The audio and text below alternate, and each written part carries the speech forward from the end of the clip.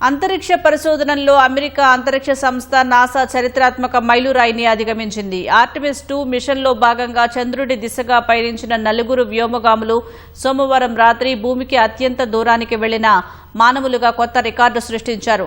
Apollo 13 మిషన్లోని వ్యోమగాముల కన్నా అదనంగా 6,600 కిలోమీటర్ల దూరం ప్రయాణించారు.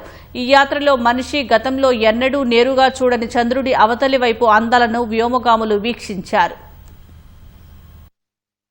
53 ఏళ్ల సుదీర్ఘ నిరీక్షణ తర్వాత మానవులు చందమామను అత్యంత సమీపం నుంచి వీక్షించారు. చంద్రుణ్ణి చుట్టూ వచ్చేందుకు ఈ నెల 1న 4 వ్యోమగాములతో నాసా చేపట్టిన ఆర్టెమిస్ 2 యాత్ర భారత కాలమానం ప్రకారం రాత్రి 11:30 సమయంలో మానవాళి చరిత్రలో సరికొత్త రికార్డును నెలకొల్పింది.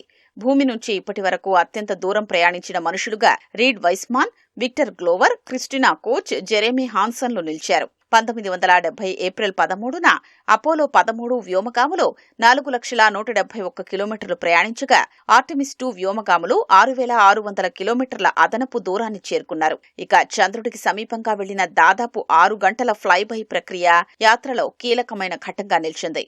భూమిపై నుంచి మనుషులకు నేరుగా కనిపించని చంద్రుడు రెండో వైపు భాగాన్ని వ్యోమగాములు ఓరియన్ క్యాప్సూల్ కిటికీల నుంచి వీక్షించారు. ఈ క్రమంలో వ్యోమగాములు ఉన్న ఓరియన్ క్యాప్సూల్ చంద్రుడికి అత్యంత సమీపానికి చేరుకుంది. ఆ సమయంలో వ్యోమగాములు జాబిల్లి ఉపరితలం నుంచి 6,550 కిలోమీటర్ల ఎత్తులో మాత్రమే ఉన్నారు. చంద్రుడి వెనుక భాగం నుంచి సంపూర్ణ సూర్యగ్రహణాన్ని కూడా వీక్షించారు. ఈ యాత్రలో 600 మైళ్ల వెడల్పు గల ఓరియంటల్ బేసిన్తో పాటు 1969-71 నాటి అపోలో 12, 14 ల్యాండింగ్ సైట్లను వ్యోమగాములు పరిశీలించారు. తర్వాత ఓరియన్ క్యాప్సూల్ యూటర్న్ తీసుకుని భూమి వైపునకు పయనమైంది. ఈ యాత్ర వచ్చే ఏడాది జరగబోయే ఆర్టెమిస్ 3తో పాటు 2028లో చంద్రుడిపై వ్యోమగాముల్ని ల్యాండ్ చేసే ఆర్టెమిస్ 4 మిషన్లకు పునాదిగా నిలవనుంది.